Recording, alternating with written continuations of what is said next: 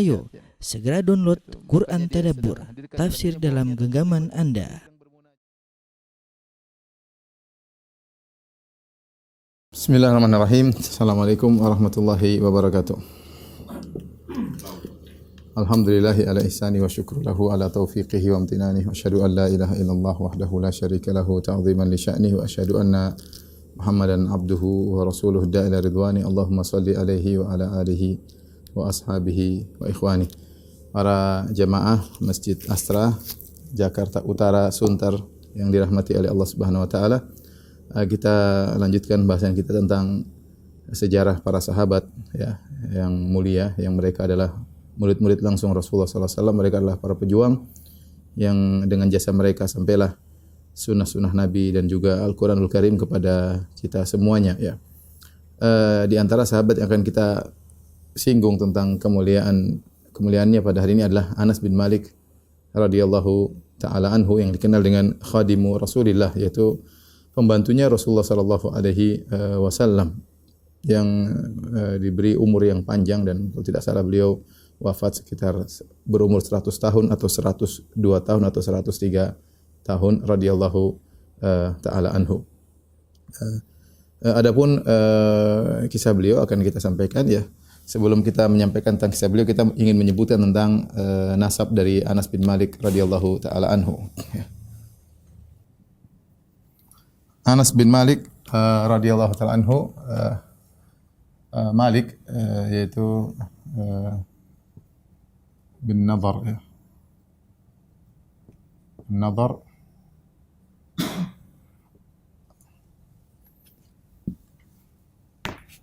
An-Najjari Al-Khazraji Al-Ansari. Anas adalah bapaknya, namanya Malik ibn Nadhr bin Damdam An-Najjari, dari Bani Najjar ya. Bani Najjar ini kabilah Ansar secara umum, baik suku Khazraj maupun suku Al-Aus, datang dari negeri Yaman ya. Mereka bersama kabilah-kabilah yang lain ketika bendungan Ma'rib terbongkar, maka mereka pun berhijrah ya menuju beberapa daerah, di antaranya suku Al-Aus dan suku Al-Khazraj. Mereka berhijrah ke Al-Hijaz, yaitu ke kota Madinah ya.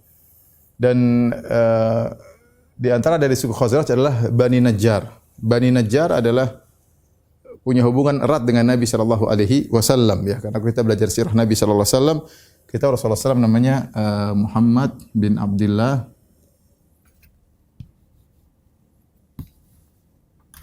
Jadi Muhammad bin Abdullah bin Abdul Muttalib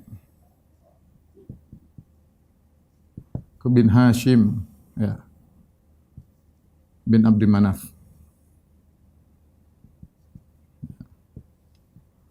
Nah, Hashim ini kakek Nabi SAW menikah dengan seorang namanya Salma binti Amr An-Najjariyah.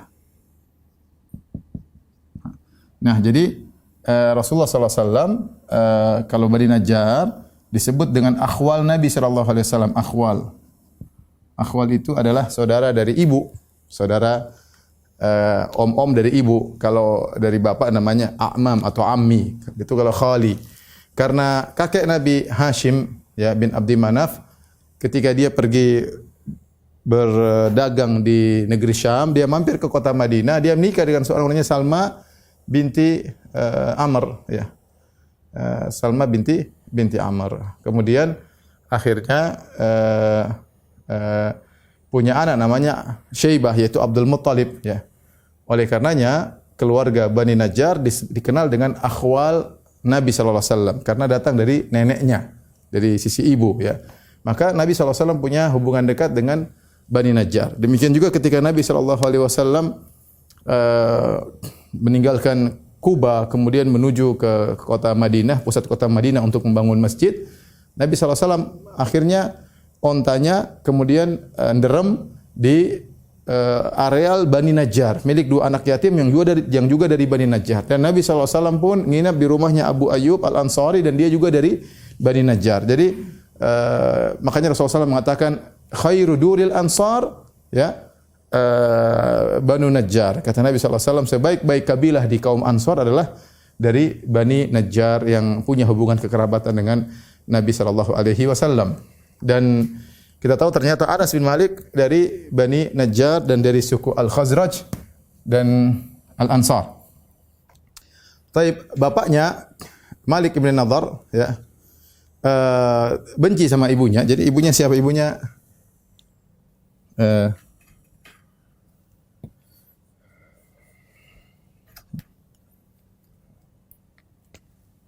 Ummu Sulaim, ya. Ummu Sulaim, ya. Menikah dengan muncullah siapa? Anas bin Malik. Anas, ya. Muncullah Anas. Nah, ibunya Ummu Sulaim bintu Haram bin Milhan radhiyallahu anhuma, ya, masuk Islam.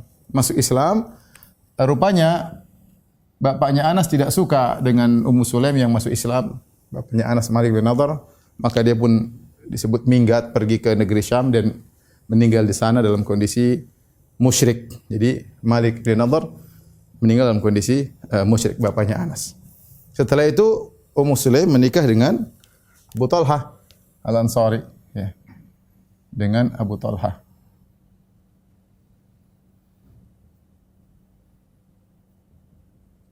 Abu Talhah Al-Ansari, ya. Kemudian punya anak, di antaranya adalah disebut dengan Abu Umair.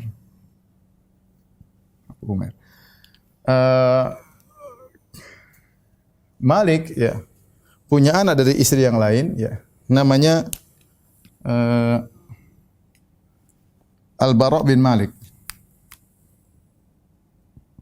Al-Bara bin Malik. Atau Al-Bara. Dari dia ada yang mengatakan antara Al-Bara dan Anas satu ayah satu ibu, sama-sama dari bapaknya Malik bin Nadhr, kemudian ibunya Ummu Sulaim. Namun sebagian ulama mengatakan tidak. Al-Bara bukan anaknya Ummu Sulaim, ya. Ada khilaf di kalangan para ulama. Tapi mereka sepakat bahwasanya Anas dan Al-Bara sama-sama bapaknya adalah Malik. Kemudian Malik punya saudara, ya. Namanya Anas bin Nadhr. Anas bin Nadhr, omnya Anas. Anas ibn Nadhr, ya. Anas ibn Nadhr, ya. Ini omnya Anas bin Malik radhiyallahu taala. Inilah beberapa mungkin orang-orang yang ada di sekitar Anas bin Malik yang memiliki pengaruh dalam kehidupan Anas bin Malik radhiyallahu taala anhu. Adapun Malik bin Nadhr sudah kita katakan tadi, dia meninggal dalam kondisi musyrik.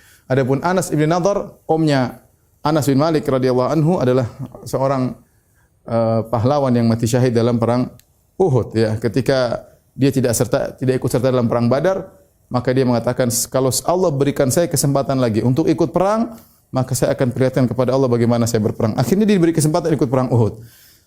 Ketika kondisi kaum muslimin sudah kocar-kacir ketika itu, ya, karena pasukan memanah turun, kemudian banyak yang meninggal. Banyak sebagian kaum muslimin, para sahabat, sebagian ada yang kembali ke kota Madinah, ya, kabur meninggalkan peperangan. Ada yang melemparkan pedang mereka, bingung apa yang harus mereka lakukan. Maka datanglah Anas bin Nadhr, ya. Kemudian dia bilang, kenapa kalian demikian, ya?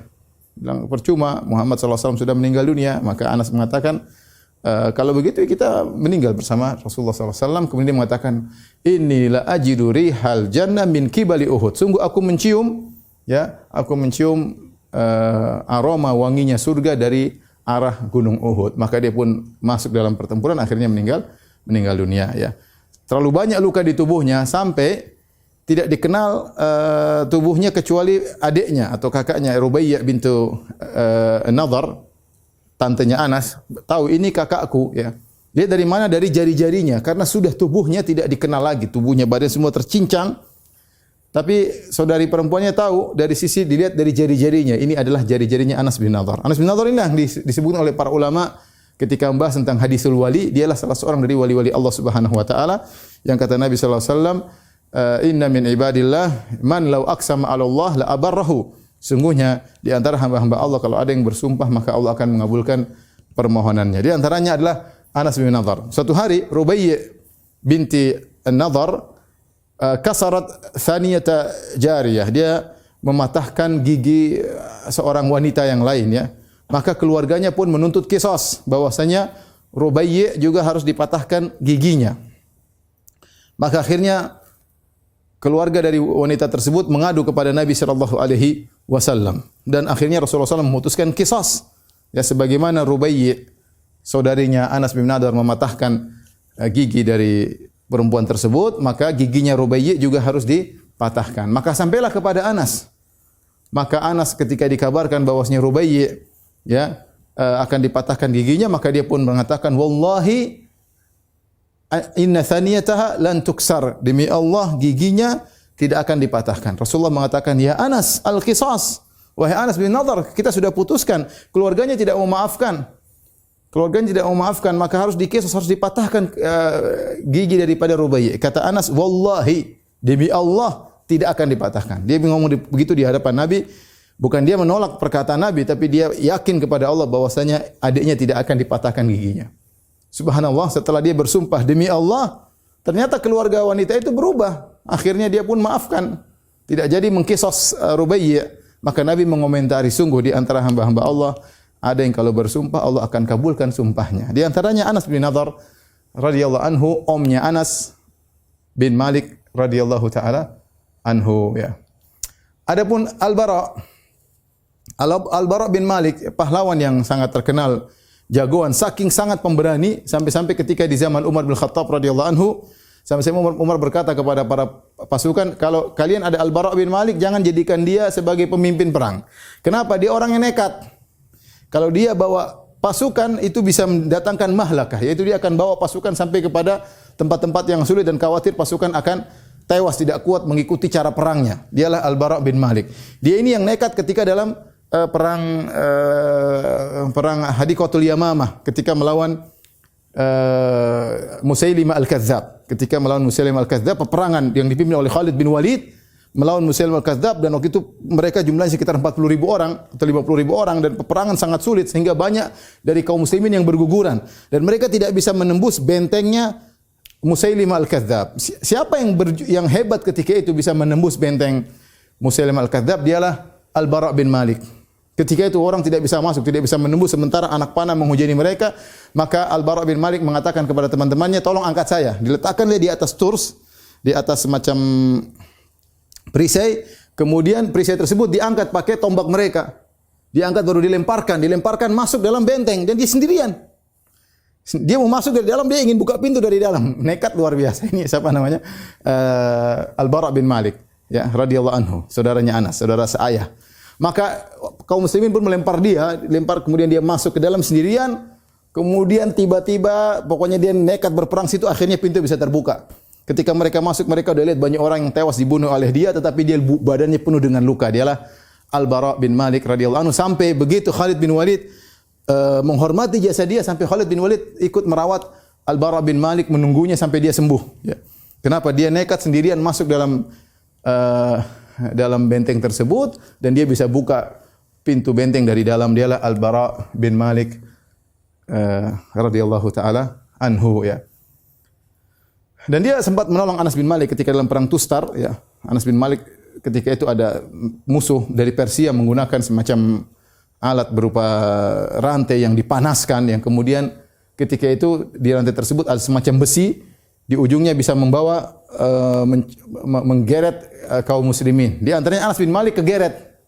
Ketika itu Al-Bara bin Malik sedang bertempur, kemudian dikatakan, "Ya Al-Bara, adrik akhak, selamatkan saudaramu." Maka dia pun berhenti perang, dia pun kejar besi tersebut, dan besi tersebut sangat panas. Maka dia pegang besi tersebut sambil melepaskan Anas bin Malik sampai akhirnya keluar, sampai kelihatan tulang di tangannya saking dia pegang besi yang sangat panas.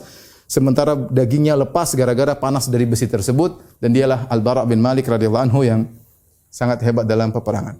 Baik, adapun Ummu Sulaim radhiyallahu taala anha yang namanya ada Ar-Rumaisa, ada yang mengatakan Gumaisa ya, dua-duanya dalam riwayat. Ar-Rumaisa radhiyallahu taala anha bintu Haram bin Milhan. Dialah yang kemudian setelah suaminya meninggal dunia yaitu Malik bin Nadhr, maka Abu Talha Ansari kemudian melamar beliau, tapi ketika itu Abu Talha masih kafir. Maka akhirnya Muslimah mengatakan, kalau ingin menikah denganku, kau masuk Islam. Maharmu untukku adalah masuk Islammu. Akhirnya Abu Talha pun masuk Islam. Masuk Islam, kemudian hiduplah Ummu Sulaim dengan Abu Talha dengan si kecil Anas bin Malik radhiyallahu taala anhu. Adapun kisah mereka ini butuh pengajian sendiri-sendiri. Ummu Sulaim bagaimana hebatnya ikut serta dalam peperangan, merawat orang-orang yang sakit. Abu Talha bagaimana hebatnya dalam peperangan, bagaimana dia yang telah menginfakkan sumur Bairuha dan banyak jasa-jasanya terhadap Islam dan kaum muslimin ya. Tapi kita tidak akan bahas karena itu butuh pengajian yang panjang ya. Tapi bagaimana Anas bin Malik radhiyallahu taala anhu? Jadi kita tahu Anas bin Malik hidup dalam keluarga yang agamis ya, yang hampir-hampir orang-orang di sekelilingnya adalah orang-orang yang mulia ya. Baik. Anas bin Malik radhiyallahu taala anhu menceritakan ada 2 hari yang sangat berkesan bagi Anas bin Malik. Hari pertama adalah hari yang penuh dengan kebahagiaan, hari kedua adalah hari yang penuh dengan kesedihan. 2 hari tersebut tidak ada bandingannya. Hari pertama adalah hari datangnya Rasulullah sallallahu alaihi wasallam. Ketika Rasulullah SAW datang berhijrah dari kota Mekah menuju kota Madinah, maka orang-orang pun semua keluar menyambut kedatangan Nabi sallallahu alaihi wasallam. Bahkan gadis-gadis pun keluar ingin melihat Nabi sallallahu alaihi wasallam. Siapa, mana tuh Nabi? Sampai orang-orang naik di atas atap-atap ingin lihat Rasulullah sallallahu alaihi wasallam karena mereka menunggu kedatangan Rasulullah sallallahu alaihi wasallam ketika berhijrah. Anak-anak kecil pun keluar. Di antara anak kecil tersebut ada Anas bin Malik radhiyallahu anhu. Ingin lihat Rasulullah sallallahu alaihi wasallam. Dan akhirnya Rasulullah SAW tiba, maka itu hari yang penuh dengan kebahagiaan, hari yang penuh dengan cahaya. Datang Nabi sallallahu alaihi wasallam ke kota Madinah, jadilah kota Madinah menjadi pusat pemerintahan kaum muslimin. Dari situlah tersebar cahaya Islam ke penjuru dunia. Dari situlah semakin besar areal kaum muslimin mulai sejak datangnya Rasulullah sallallahu alaihi wasallam. Yang tadinya adalah negeri kafir, di situ orang-orang menyembah berhala. Ketika Nabi sallallahu alaihi wasallam datang, maka berubahlah menjadi negeri Islam. Akhirnya Ummu Sulaim radhiyallahu taala anha membawa putranya Anas bin Malik kepada Nabi sallallahu alaihi wasallam. Dia mengatakan, ya Rasulullah, ada Anas yakhdimuka. Ya Rasulullah, ini adalah Anas ya. Disebutkan dalam sebagian riwayat, saudari-saudara teman-temanku memberi hadiah kepada engkau ya Rasulullah, aku tidak bisa memberi apa-apa, tapi ini putraku akan berkhidmat kepada engkau ya, menjadi pembantumu ya. Maka Rasulullah terima. Ketika itu kata Ummu Sulaim, ya Rasulullah, doakanlah dia. Ini seorang ibu yang baik, meminta doa kepada Nabi agar mendoakan anaknya. Maka Rasulullah SAW mendoakan Anas bin Malik. Rasulullah SAW berkata, Allahumma akthir malahu wa waladahu wa barik fima a'taitahu. Ya, artinya ya Allah, banyakkanlah hartanya dan banyakkanlah anak-anaknya dan berkahilah apa yang kau berikan kepadanya. Imam Nawawi rahimahullah ketika mengomentari hadis ini dalam Sahih Muslim, ya, bahwasanya seorang kalau berdoa tentang dunia jangan hanya terbatas pada minta dunia. Karena kalau dia minta dunia saja, khawatir dia tidak bisa menunaikan hak dunia tersebut.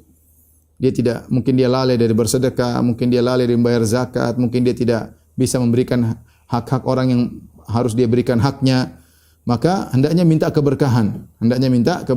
Maka Nabi ketika mendoakan Anas bin Malik, Nabi memintakan kepada dia dunia, tapi bukan cuma sekedar dunia, tapi disertai keberkahan. Allahumma akthir malahu wa waladahu wa barik fima a'taitahu. Ya Allah, banyakkanlah hartanya, banyakkanlah anak-anaknya, dan berkahilah apa yang telah kau berikan kepadanya. Yang penting adalah berkah. Banyak tapi enggak berkah percuma, semakin menjadi beban bagi kita di hari kiamat kelak, semakin mempersulit proses hisab kita dan semakin membuat kita rentan masuk dalam neraka jahanam. Yang penting adalah banyak dan berkah. Sedikit berkah itu sangat baik, apalagi kalau banyak dan berkah ya. Ini doa Nabi sallallahu alaihi wasallam. Dalam riwayat yang lain dan para sahabat mengatakan sepertinya Rasulullah SAW mendoakan Anas berulang-ulang. Dalam riwayat yang lain Rasulullah SAW berdoa, Allahumma akthir waladahu wa malahu wa adkhilhul jannah. Ya Allah, banyakkanlah hartanya dan banyakkanlah anak-anaknya dan masukkanlah dalam surga. Masukkanlah dalam surga. Dan doa Nabi SAW terkabulkan. Sampai Anas mengatakan waqat ra'aitu tsnain. Aku sudah melihat 2 doa Nabi dikabulkan, tinggal 1, yaitu ya Allah masukkan dalam surga.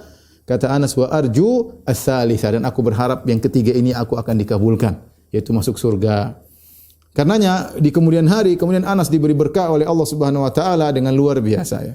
Anaknya sangat banyak. Sampai pernah Anas berkata, "Hari ini aku punya anak dan cucu-cucuku lebih dari 100 orang." Bahkan kemudian disebutkan Anas bin Malik sendiri menguburkan anaknya. Jadi anak dan cucunya meninggal. Ada yang kena taun, kena wabah, ketika itu ada wabah di Basrah sampai meninggal kalau tidak salah 80 daripada anak dan cucunya. Dia sendiri dia bilang, "Aku telah menguburkan anakku, yaitu 125 anak aku kuburkan."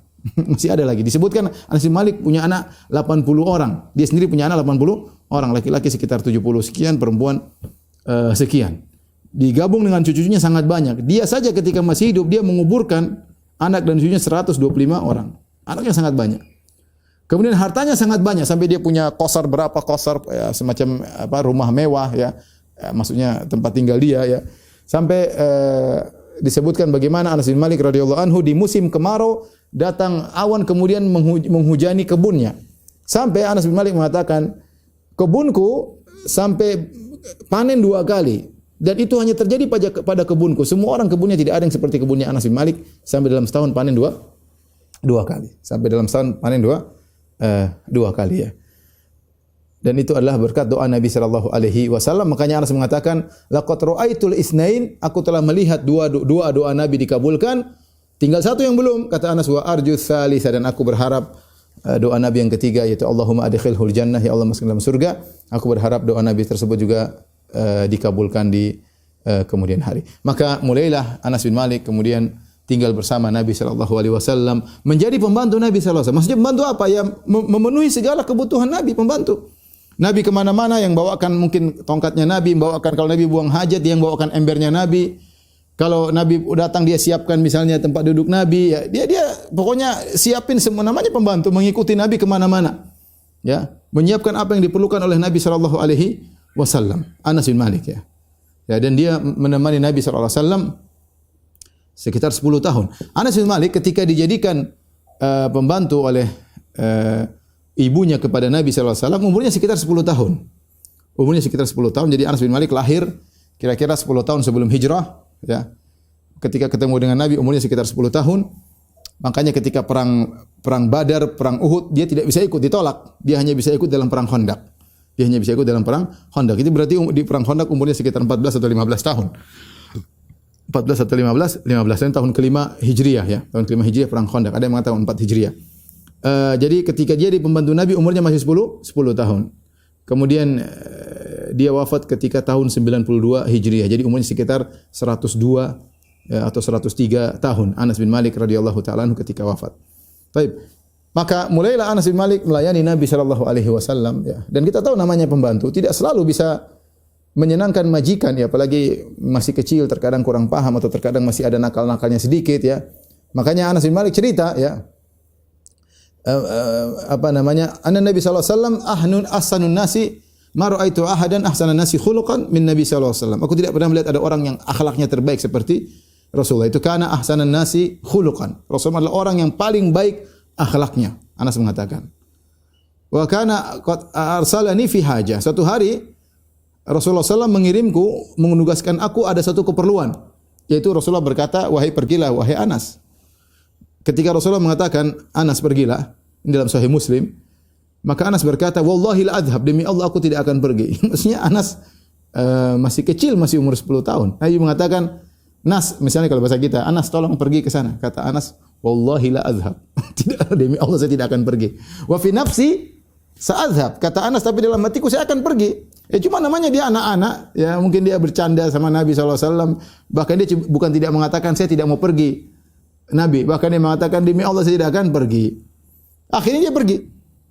Dia pergi, kemudian dia berjalan sampailah di pasar melihat anak-anak main-main. Akhirnya Anas bin Malik lupa dia main-main sama anak-anak tersebut. Rasulullah mungkin nunggu Anas enggak datang-datang, ini kemana sih anaknya? Akhirnya Rasulullah SAW pun cari Anas bin Malik radhiyallahu anhu, ternyata lagi main-main sama anak-anak. Ya, kemudian Rasulullah SAW pun akhadha qafaya, Rasulullah SAW pun memegang leher Anas. Kemudian Anas pun balik ya. Fa nadhartu fa idza Nabi sallallahu alaihi wasallam yadhhak. Saya pun balik, ternyata Nabi sallallahu alaihi wasallam tertawa. Rasulullah tidak marah, Rasulullah tidak jewer.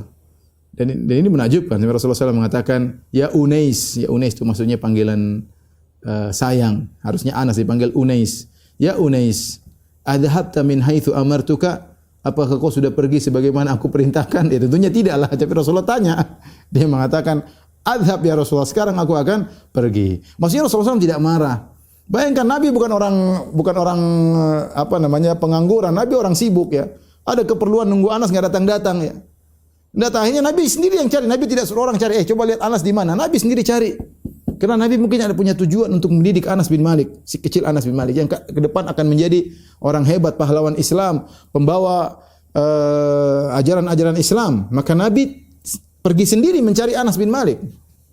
Ya, kalau mungkin kita dalam kedudukan posisi Nabi yang suruh nyariin.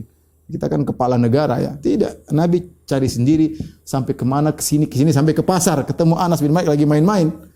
Dia pegang lehernya, tidak marah sama sekali.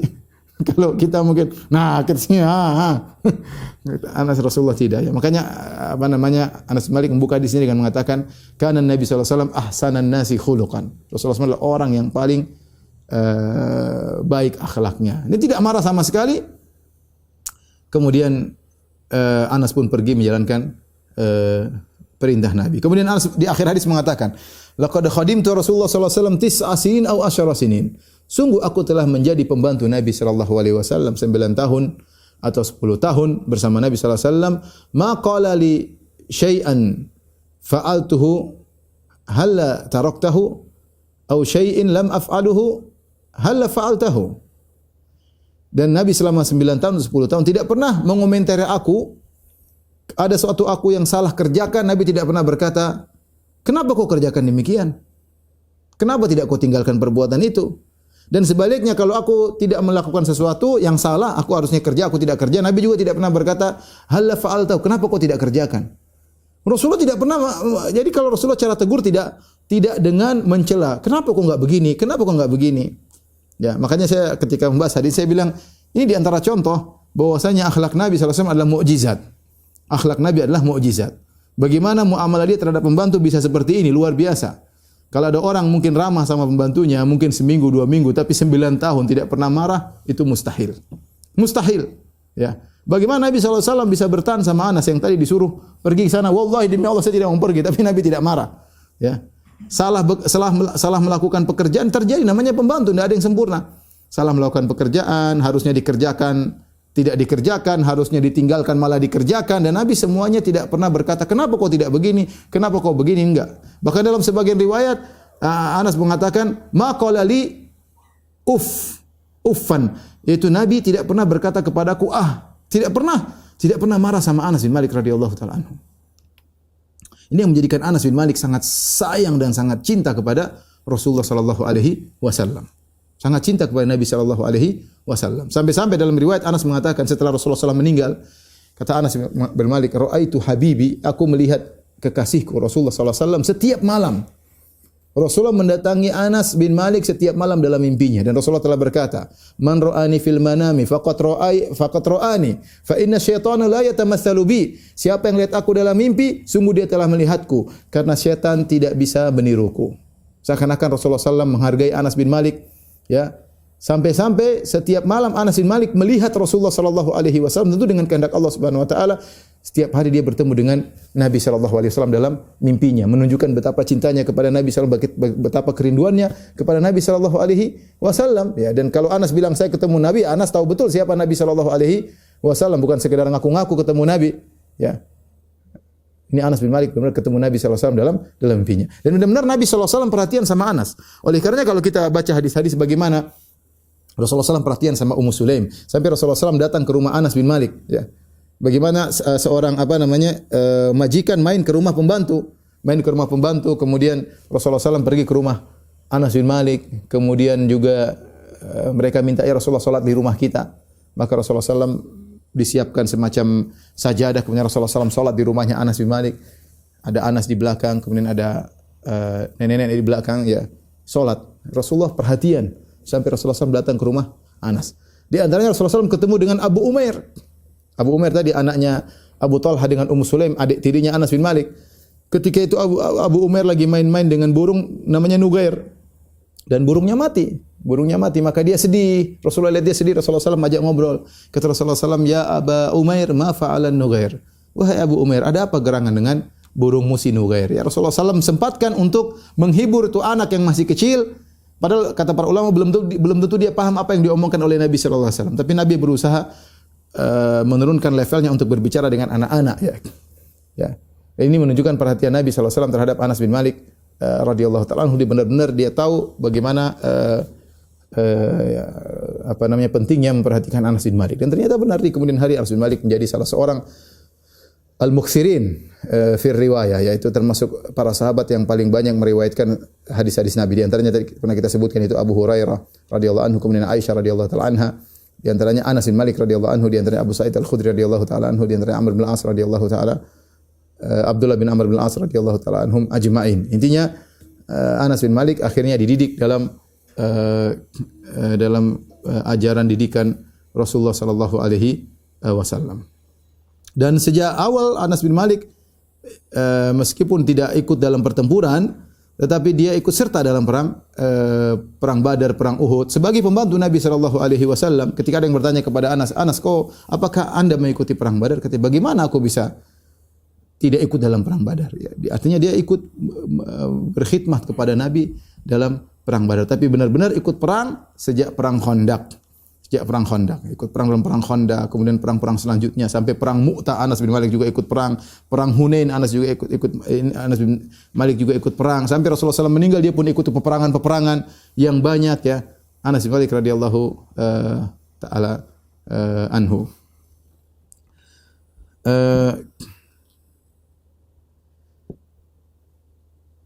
Ikhwan dan akhwat yang dirahmati Allah Subhanahu wa taala ya.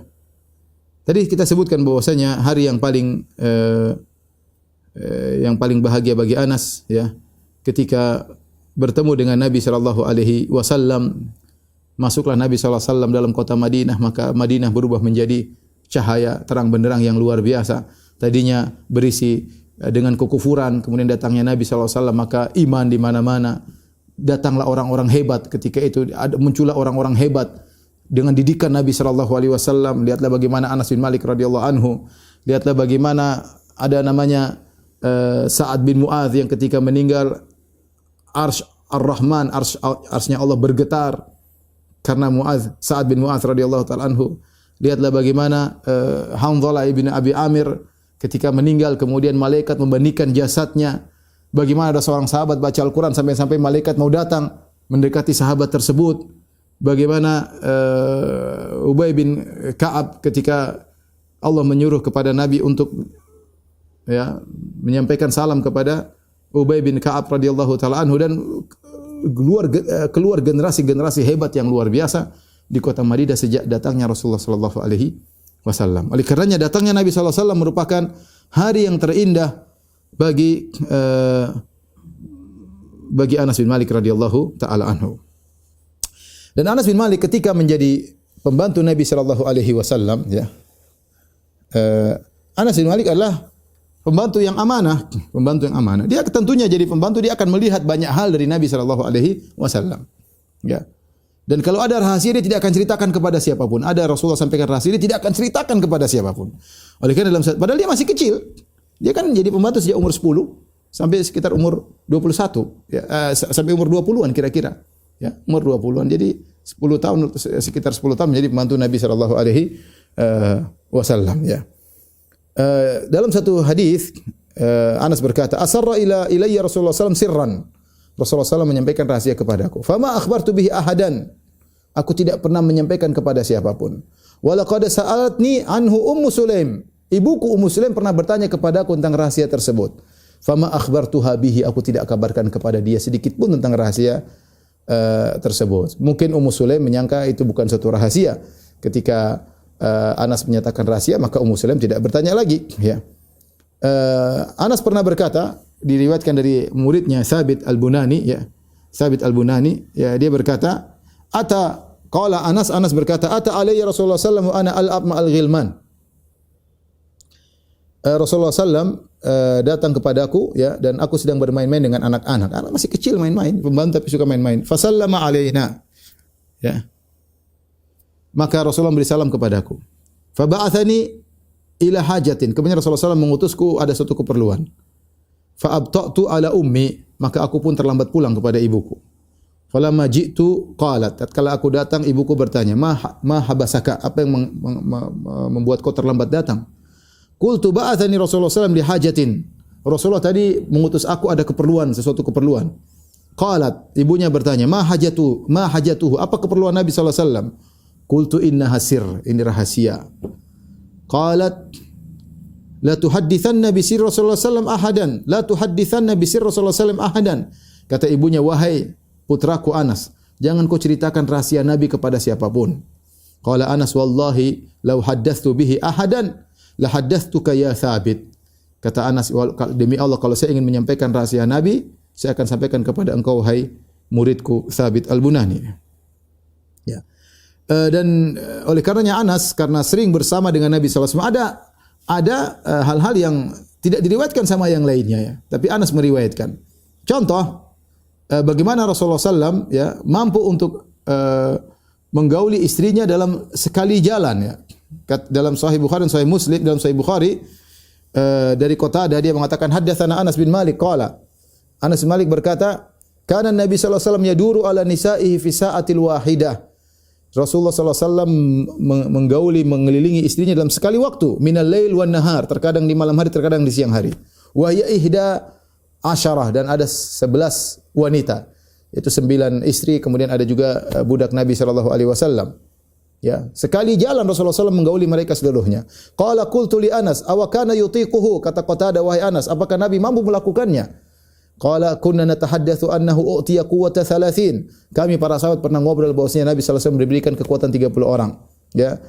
Dalam riwayat Anas mengatakan 9 wanita ya. Dan ini menunjukkan hadis ini diriwayatkan oleh Anas bin Malik yang menunjukkan bagaimana kekuatan Nabi sallallahu alaihi wasallam. Di antara hikmah kenapa Nabi sallallahu alaihi wasallam boleh menikah dengan banyak wanita karena Nabi spesial, tidak seperti kita dan kebanyakan manusia ya. Dan banyak hadis-hadis juga yang disampaikan oleh Anas dari Rasulullah sallallahu alaihi wasallam ya. Dan ketika Rasulullah SAW meninggal, tentunya ini adalah hari yang sangat menyedihkan bagi Anas bin Malik radhiyallahu taala anhu ya. Ketika Anas bertemu dengan Fatimah ya radhiyallahu taala anhu di kuburan Nabi sallallahu alaihi wasallam, menguburkan Nabi, maka Fatimah berkata, "Ya Anas, atabat anfusukum andafantum Rasulullah sallallahu fit turab thumma raja'tum." Wahai Anas, apakah jiwa kalian tenang ya setelah kalian mengkuburkan Nabi sallallahu alaihi wasallam kemudian kalian pergi meninggalkan Nabi sallallahu alaihi wasallam? Tentunya tidak ya. Tentunya para sahabat hanya bisa menjawab dengan tangisan ya. Oleh karenanya Anas kalau cerita bagaimana pertanyaan Fatimah kepada dia ya, terus Anas ceritakan kepada murid-muridnya, maka murid-muridnya pada menangis. Di antaranya Thabit Al-Bunani ya. Kalau Thabit Al-Bunani menyampaikan kisah ini dari Anas, maka dia pun menangis ya. Menangis dengan air mata yang sangat deras ya.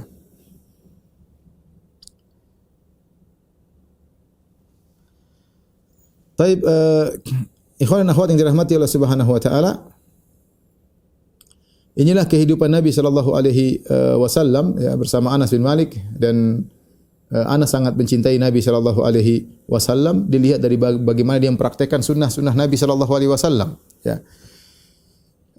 Di antara buktinya suatu hari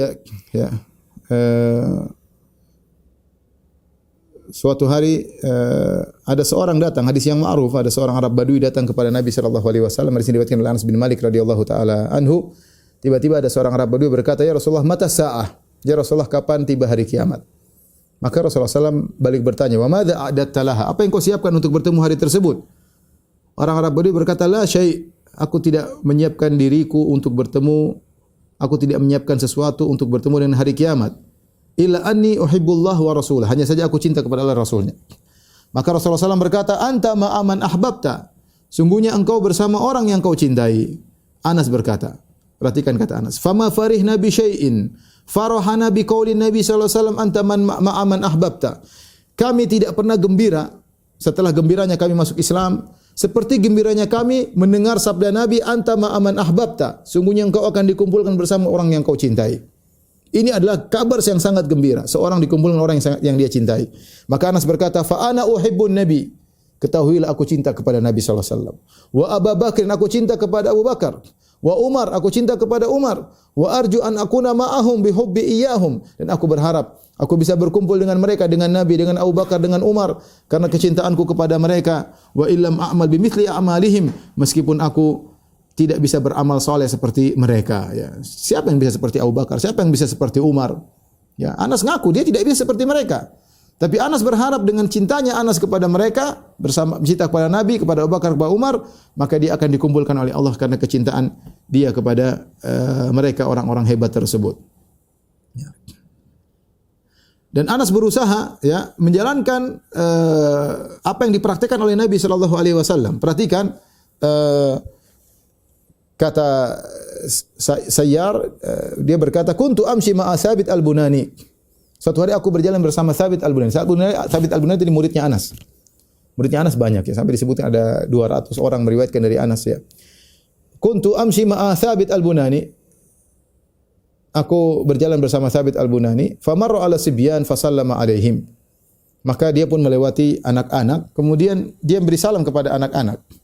Faqala Thabit, maka Thabit menjelaskan kenapa saya beri salam kepada anak-anak.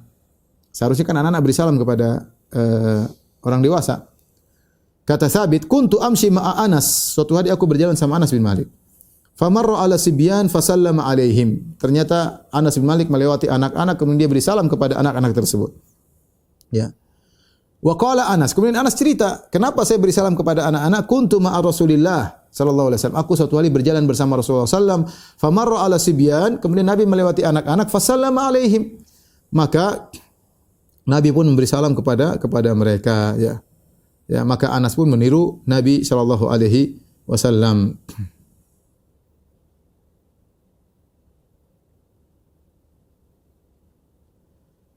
Disebutkan juga ya bagaimana ibadahnya Anas ya. Dari Hammam bin Yahya dia berkata, haddatsani man sahiba Anas bin Malik. Aku telah diceritakan oleh seorang yang pernah menemani Anas bin Malik, yaitu muridnya Anas bin Malik. Lamma ahrama Anasun lam aqdir an ukallimahu hatta halla min shiddati ibqa'i ala ihramihi. Ketika aku berihram atau berhaji bersama Anas, kalau Anas sudah ihram, aku tidak bisa ngomong sama dia. Saking dia benar-benar perhatian terhadap ihramnya. Dan ini memang kita tidak seperti Anas bin Malik. Ya, kita kalau ihram kadang-kadang merasa seperti hal biasa. Padahal kalau orang sudah ihram, sudah bilang labbaik Allahumma umrah atau labbaik Allahumma hajjan, dia sudah masuk dalam nusuk. Dia sudah dalam kondisi beribadah. Tapi kebanyakan, atau saya tidak bilang kebanyakan, tapi banyak di antara kita ya, ketika sudah ihram santai-santai saja, ngobrol sana, ketawa ke sini, ketawa ketiwi, kadang bercanda-bercanda, jauh daripada zikir kepada Allah Subhanahu wa taala. Yang penting naik bis, kemudian selfie, masukkan Instagram, masukkan ke Anas bin Malik tidak. Kalau sudah bilang labbaik Allahumma umrah, enggak. Serius ibadah. Sampai temannya mengatakan, aku tidak mampu ngomong sama dia. Saking dia benar-benar serius dalam ihramnya. Bagaimana ibadahnya Anas bin Malik radhiyallahu taala anhu. Demikian juga dari Sumamah. Bagaimana salatnya Anas? Kana Anasun yusalli hatta tatafattar qadamah daman. Anas bin Malik kalau sudah salat sampai kakinya keluar darah ya. Kalau Nabi sallallahu alaihi wasallam saya bengkak, saya pecah-pecah kakinya. Anas meniru Nabi sallallahu alaihi wasallam, cuma dia tidak kuat sampai keluar darah, mimma yutilul qiyam, saking lamanya beliau salat radhiyallahu taala anhu. Di antara yang mengakui hebatnya salatnya Anas adalah Abu Hurairah radhiyallahu anhu. Abu Hurairah melihat bagaimana Anas berpegang teguh dengan sunnah Nabi sallallahu alaihi wasallam. Abu Hurairah berkata, "Ma ra'aitu ahadan asbaha salatan bi Rasulillah sallallahu alaihi wasallam min ibni Ummi Sulaim." Aku tidak pernah melihat seorang pun salatnya mirip seperti salatnya Nabi seperti Anas bin Malik radhiyallahu taala anhu. Siapa yang bilang demikian? Abu Hurairah. Sahabat mengakui bagaimana salatnya Anas bin Malik radhiyallahu taala anhu ya. Bahkan disebutkan Anas bin Malik kalau menyebutkan hadis-hadis kepada murid-muridnya, dia ngomong 3 kali, diulang 3 kali. Kana idza takallama thalathan. Ya. Anas kalau ngomong dia ulang 3 kali. Ketika ditanya kenapa, dia mengatakan demikian juga Nabi sallallahu alaihi wasallam. Nabi sallallahu alaihi wasallam kalau berbicara terkadang diulang 3 kali, ya. Ketika suatu hari, ya, kata Zuhri, dakhaltu ala Anas bin Malik bi Dimashq wa huwa yabki. Aku menemui Anas di Damaskus dan dia dalam kondisi menangis. Fa qultu ma yubkik? Apa yang buat kau menangis wahai Anas? Qala la a'rifu mimma kana ali Rasulullah sallallahu alaihi wasallam ashabu illa hadhihi salat wa qad sana'tum fiha ma sana'tum. Kata Anas, aku tidak mengetahui peninggalan Nabi sallallahu alaihi wasallam yang ditinggalkan oleh Nabi dan para sahabatnya kecuali salat ini. Ya, itu pun sudah kalian rubah-rubah. Maksudnya ketika itu wa hadhihi salat qad dhuyi'at, dan salat ini pun telah kalian lalaikan. Yaitu dilakukan oleh khulafa Bani Umayyah yang mereka menunda-nunda salat. Itu membuat Anas bin Malik menangis ketika melihat salat ditunda-tunda. Kemudian datanglah Umar bin Abdul Aziz, kemudian tidak ditunda. Tapi intinya Anas menangis karena melihat solat yang ditunda-tunda. Bahkan disebut dalam satu riwayat Anas bin Malik, dia menangis mengingat pernah solat subuh terlambat.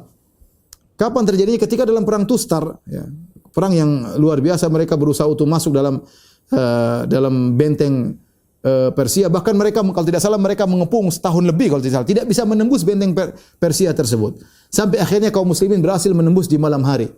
Mereka menembus, kemudian mereka berhasil membuka benteng, pintu benteng, kemudian mereka masuk, dan itu di malam hari menjelang subuh. Akhirnya terjadi peperangan yang luar biasa.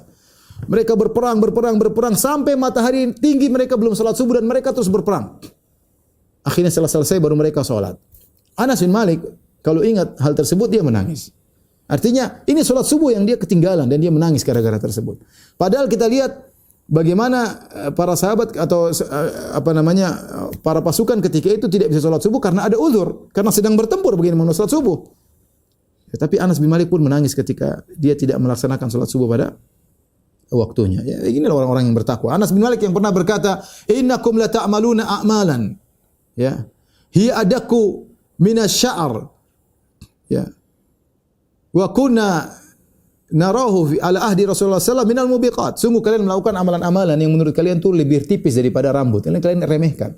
Kami dulu di zaman sahabat menganggap itu dosa yang membinasakan. Nah, kita sekarang banyak dosa yang kita biasakan. Para sahabat kalau memandang berbeda. Mereka pernah berguru sama orang yang pernah melihat langsung neraka jahanam. Ya, Rasulullah sallallahu alaihi wasallam. Jadi kalau Rasulullah berbicara tentang neraka, ka'annana ra'yul ain, seakan kami melihat. Karena Nabi bercerita sesuatu yang Nabi pernah lihat. Sehingga masuk ke dalam hati para sahabat, sehingga mereka punya rasa takut luar biasa kepada Allah Subhanahu wa taala. Sampai ini Anas berbicara kepada para tabi'in, kalian melakukan amalan perbuatan dosa yang menurut kalian lebih ringan, lebih tipis daripada rambut. Kami dulu zaman sahabat, kami menganggap itu lebih parah daripada, itu adalah dosa-dosa yang membinasakan. Disebutkan juga, ya, Anas bin Malik radhiyallahu taala anhu, ya, terkadang sengaja memakan makanan yang pernah dimakan oleh Nabi sallallahu alaihi wasallam. Ya. Kemudian juga Rasulullah SAW, Anas pernah melihat Rasulullah makan suatu makan Rasulullah suka, maka Anas pun menyukai makanan tersebut gara-gara tahu Nabi makan dari makanan tersebut. Yang saking cintanya kepada Rasulullah sallallahu alaihi wasallam, ya.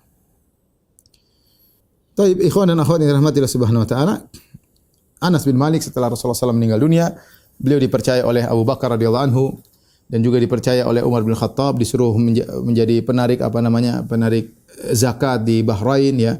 Artinya mereka percaya kepada Anas bin Malik, baik Abu Bakar maupun Umar, ya. Kemudian di akhir hayat Anas bin Malik kemudian tentunya terlalu banyak jihad yang diikuti oleh Anas bin Malik radhiyallahu anhu dengan saudaranya Al-Bara' bin Malik, sampai akhirnya Anas bin Malik tinggal di Basrah, ya. Disitulah kemudian dia menyampaikan hadis-hadis Nabi sallallahu alaihi wasallam. Selain di Madinah, dia juga menyampaikan hadis Nabi di Basrah. Orang-orang banyak meriwayatkan dari Anas bin Malik radhiyallahu taala anhu, dan dia termasuk al-muksirin, termasuk orang yang banyak meriwayatkan hadis-hadis Nabi sallallahu alaihi wasallam.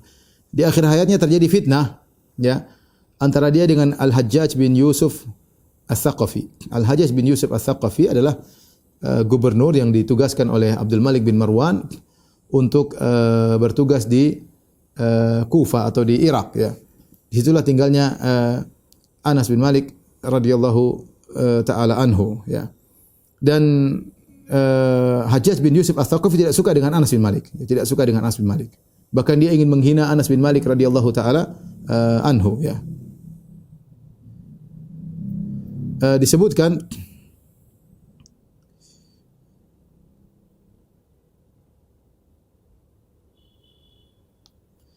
suatu hari Az-Zahabi menyebutkan riwayat ya, bagaimana Hajjaj bin Yusuf Ats-Tsaqafi memanggil Anas bin Malik dengan perkataan yang sangat kasar. Hajjaj bin Yusuf Ats-Tsaqafi yang telah membunuh Abdullah bin Zubair radhiyallahu anhu, yang juga membunuh Sa'id bin Jubair muridnya Ibnu Abbas radhiyallahu taala anhu. Ketika di zaman itu ada fitnah Ibnu al-Ash'ath. Fitnah ketika itu sebagian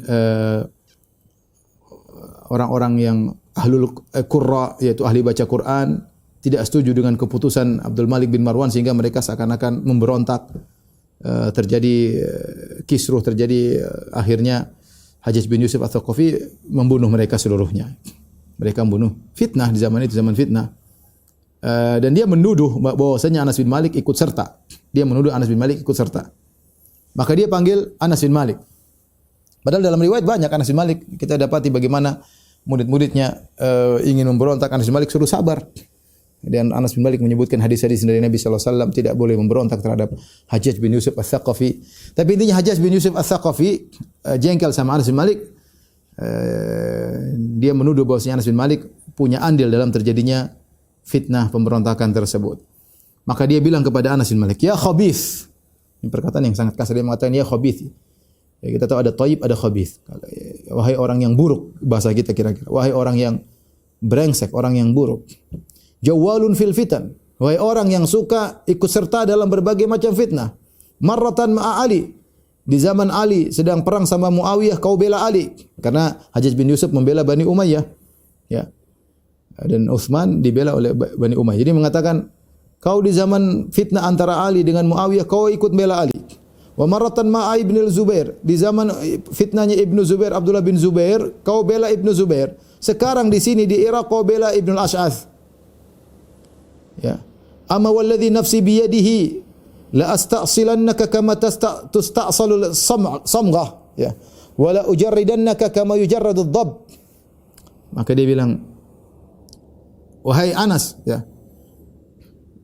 Lihat, demi Allah yang jiwaku berada di tangannya. Hajjaj bin Yusuf Ats-Tsaqafi sangat kejam, ya. Ya. Dia bilang, aku akan menghancurkanmu, mencabutmu sebagaimana pohon dicabut dari akarnya. Dan aku akan mengulitimu sebagaimana dhab dikuliti, ya. Anas bin Malik sabar, ya. Ketika dibilang dia pembantu Nabi sallallahu alaihi wasallam, ya. Bukan sembarang orang, ya. Dia yang telah berkhidmat kepada Nabi 9 tahun, 10 tahun digitukan oleh seorang brengsek seperti ini, Hajjaj bin Yusuf Ats-Tsaqafi. Kalau dia marah wajar. Tapi dia sabar. Dia berkata, "Man ya'nil amir?" Siapa yang dimaksud oleh gubernur, oleh amir? Maksud antum siapa, gitu kata Anas. Iyyaka a'ni asammallahu sam'ak. Maksud saya kamu, wahai Anas. Semoga Allah mentulikan telingamu, subhanallah. Fastarja Anas mengatakan innalillahi wa inna ilaihi raji'un. Anas sudah tua ketika itu. 90-an mungkin menghadapi fitnah seperti ini, kemudian anak muda seperti ini ngomong sama dia. Ya. Kemudian berani-berani ngomong kepada Anas bin Malik, ya. Kemudian Hajjaj bin Yusuf sedang sibuk, Anas pun pergi meninggalkan Hajjaj bin Yusuf. Kemudian Anas berkata, "Laula anni dzakartu waladi khashitu alaihim ba'di lakallamtuhu bikalamin la yastahyini ba'dahu abadan." Ya, kata dia, seandainya saya tidak pikir anak-anakku dan cucu-cucuku, aku akan ngomong sama dia tadi. Tapi ya sudahlah. Akhirnya Anas bin Malik menulis surat kepada Abdul Malik bin Marwan tentang perlakuan siapa? Perlakuan siapa namanya? Hajjaj bin Yusuf Ats-Tsaqafi, ya. Maka dia pun kirim surat. Bahkan disebutkan Hajjaj bin Yusuf Ats-Tsaqafi saking jengkel sama Anas, dia bikin semacam cap mungkin dengan besi yang panas atau apa. Ada yang disebut dalam riwayat, disebut capnya di tangannya Anas, ada yang mengatakan di lehernya Anas. Ditulis Atiqul Hajjaj, yaitu orang yang dimerdekakan oleh Hajjaj. Untuk menghina Anas bin Malik radhiyallahu taala anhu. Orang yang dimuliakan oleh Nabi, sampai Nabi datang ke rumahnya, sampai Nabi sholat di rumahnya. Ya, kemudian dihinakan oleh Hajjaj bin Yusuf Ats-Tsaqafi, ya. Akhirnya dia pun kirim surat kepada Abdul Malik bin Marwan mengabarkan apa yang dilakukan oleh Hajjaj bin Yusuf kepada dia. Maka akhirnya Hajjaj bin Yusuf Ats-Tsaqafi kemudian kirim surat kepada Hajjaj dengan perkataan yang sangat keras, ya. Intinya dihina oleh Abdul Malik bin Marwan. Dia mengatakan, kau lebih hina daripada sendalnya Anas bin Malik, ya. Kau tidak tahu dia adalah pembantu Nabi SAW. Dihabisi oleh Abdul Malik bin Marwan radhiyallahu taala tentang untuk membela Anas bin Malik radhiyallahu taala anhu, ya. Apalagi Hajjaj bin Yusuf Ats-Tsaqafi menghina Anas bin Malik radhiyallahu taala anhu. Intinya akhirnya Hajjaj bin Yusuf Ats-Tsaqafi kemudian minta keridhaan Anas bin Malik. Dia pun datang minta maaf. Dia bilang maksud saya begini, maksud saya begini. Intinya Anas bin Malik selamat daripada Hajjaj bin Yusuf Ats-Tsaqafi. Akhirnya berjalan dengan waktu, kemudian Anas bin Malik pun meninggal, wafat, ya. Disebutkan ketika beliau wafat ada beberapa riwayat, di antaranya dia membawa tongkat. Usayyah itu tongkat kecil yang Nabi pernah berikan kepada dia. Dulu milik Nabi kasih sama dia. Dia bilang kalau saya meninggal kuburkanlah tongkat ini bersamaku, ya. Ya, maka dimasukkan dalam kain kafannya kemudian dikuburkan. Disebutkan juga dia punya rambut yang Nabi berikan kepada dia, ya. Dia bilang letakkanlah di bawah lidahku atau dalam mulutku sebelum ketika dia dikubur. Kemudian di antaranya juga keringat Nabi sallallahu alaihi wasallam. Ummu Sulaim dahulu kalau Nabi datang, dia ambil keringat Nabi sallallahu alaihi wasallam. Dia ambil keringat Nabi dan para sahabat mencari berkah dari Nabi. Dan Nabi kalau buang ludah, para sahabat ambil, ya. Tidak ludah tersebut tidak ada yang jatuh di tanah, diambil oleh para sahabat. Jadi ini khusus Nabi sallallahu alaihi wasallam. Maka Ummu Sulaim ambil keringat. Nabi mengatakan buat apa? Ini buat untuk keberkahan bagi anak-anakku. Maka Nabi biarkan. Kata Nabi, asabti, kau sudah benar. Diambillah keringat oleh Ummu Sulaim, dikumpulkan satu tempat. Dan Anas pernah berkata, ma syamamtu ya syai'an wala miskan, ya wala syai'an ya atyaba min rihi Rasulillah sallallahu alaihi wasallam. Aku tidak pernah mencium sesuatu pun yang lebih harum dari aromanya Nabi sallallahu alaihi wasallam. Tidak juga misik, tidak lebih harum aroma Nabi sallallahu alaihi wasallam. Wala masastu syai'an, ya hariran au dibajan, ya alian min yadi Rasulillah sallallahu alaihi wasallam. Aku tidak pernah menyentuh sesuatu baik kain sutra, ya atau apapun yang lebih lembut daripada tangan Nabi sallallahu alaihi wasallam. Dan Anas bin Malik akhirnya ketika akan meninggal, maka dia bertahlil la ilaha illallah sampai dia meninggal dengan mengucapkan la ilaha illallah. Dan dia mengatakan, aku tidak melihat ada seorang pun tersisa min ahlil kiblatain yang pernah solat dua kiblat, Baitul Maqdis dan juga Ka'bah, kecuali saya sendiri. Oleh karenanya sebagian ada yang berpendapat Anas bin Malik adalah sahabat terakhir yang meninggal. Namun yang benar bukan Anas bin Malik, namanya Abu Tufail, Amir bin Wasilah, dia yang terakhir meninggal dari para sahabat pada tahun 100 Hijriah kalau tidak salah. Anas meninggal pada tahun 92 Hijriah. Tapi dia termasuk sahabat yang paling terakhir meninggal, dan dia adalah sahabat yang terakhir meninggal di Basrah, ya. Rahimahullah wa radhiyallahu taala anhu. Demikianlah kisah Anas bin Malik radhiyallahu anhu, pembantu Nabi sallallahu alaihi wasallam, ya, yang jasanya sangat besar. Bagaimana kita tidak menyayangi Anas bin Malik sementara dia yang pernah membantu Nabi kita dalam banyak kegiatannya. Dalam sebagian riwayat Anas berkata, saya ingin ketemu dengan Nabi di yaumul akhir, dan saya akan berkata kepada Nabi, saya Anas ya Rasulullah, khuwaidimuk, pembantumu ketika di dunia. Wallahu alam bisawab. Ini saja mungkin saya sampaikan. Semoga kita doakan saudara-saudara kita yang mereka ke masjid dijaga oleh Allah Subhanahu wa taala. Di antara saudara kita juga ada yang misalnya tetap ingin rapat. Kita juga doakan semoga mereka juga selamat, ya. Semoga mereka selamat. Semuanya lah. Kita sendiri kita berusaha untuk jaga protokol. Kalau ada saudara-saudara kita misalnya pingin rapat, pingin terserah mereka. Kita doakan mereka semoga mereka semuanya selamat, ya. Mudah-mudahan pandemi ini segera diangkat oleh Allah Subhanahu wa taala. Demikian, wabillahi taufiq wal hidayah. Assalamualaikum warahmatullahi wabarakatuh.